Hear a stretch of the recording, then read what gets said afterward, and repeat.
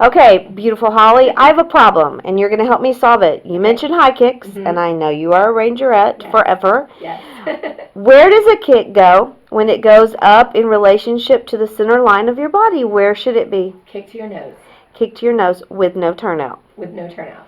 Okay. Now, I tell my girls that because your body is right there, naturally there's going to be just a teeny tiny bit because your leg has to get up that high. But it should not be turned out. I'm with you. Yes, my girls are very analytical. They're like, but wait, it's not totally straight. So we have to talk a little bit about that. I am completely with you. I was actually, I've done those little educational posters, and I want to do a bot ma poster or a kick pop ma, but I'm stressed about hip alignment and the placement of the kick. So I'm asking everybody before I do the poster because I don't want to offend anyone. Oh, no. So you mentioned kicking all season long. I love a beautiful high kick. I have a friend back in Sugarland who she was a football mom and softball mom, but she was a Port Neches Grove Indianettes, and she begged me to kick. Please kick. But kicking had gone sort of by the wayside with the group of kids I had. What I know that inquiring minds want to know, what do you do to train all year long for kicking? Let's talk kicks. Okay, let's talk. So I honestly would prefer if the girls come to me and know nothing, so I can teach them from scratch. There you go, no habits, which is hard with your ballerinas, I bet. Yes. We have to work a lot on staying parallel.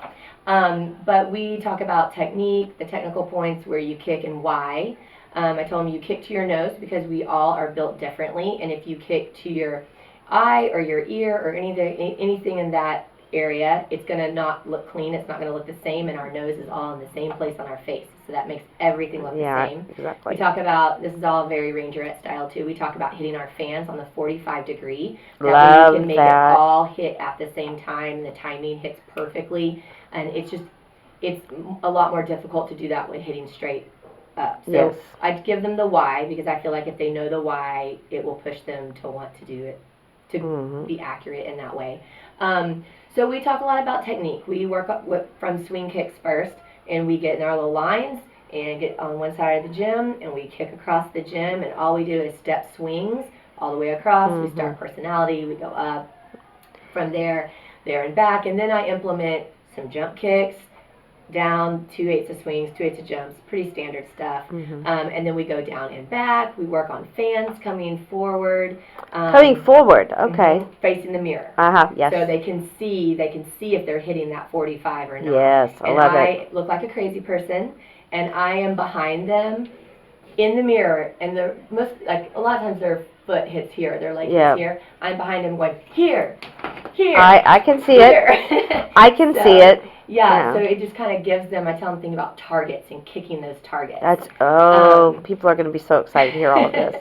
So we work a lot on that, and we do a lot of that in summer training, and then it's just part of our warm-up. We warm up, we stretch, we kick across the floor, moving on. Do you also kick for stamina? We do. It helps our stamina a lot. Kick for building stamina? Okay, let's talk leg weights, yes or no? No. Not kicking across the floor because it creates bad habits. We tried it one year, and it's a great thought, and it's a great suggestion.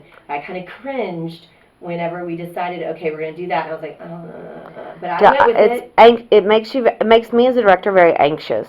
Yes, and it's just a lot that could go wrong. There is, and also, you should not be kicking from your quads.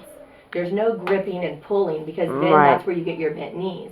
You have to think about your hamstrings underneath and scoop and lift and push in that way and squeeze from your lower abs. And support from the core. Yes, and so if you have those ankle weights, I mean, they're heavy, right? Which is the point. Girl, I am with you. It's so much more difficult to do that, and it's frankly with their bodies and the stages of life where they are, it's just not going to happen. So it's going to cause them to train incorrectly, and you're just going to get quad kicking and just see knees, and it's going to make you shudder. Your visual reactions to this are so genuine. Exactly. So what we did, we kicked with some weights for a while. It was a terrible idea. I will never do it again. Right. I have a whole set of ankle weights, but we use them on the floor.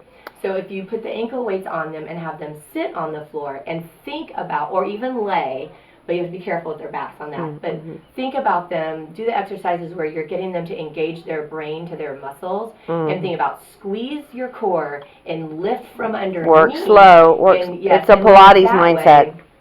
Yes, exactly. So it'll help them build and connect the proper muscles, and then to kick across the floor, get those ankle weights off of them. All right, I'm with you. Mm-hmm.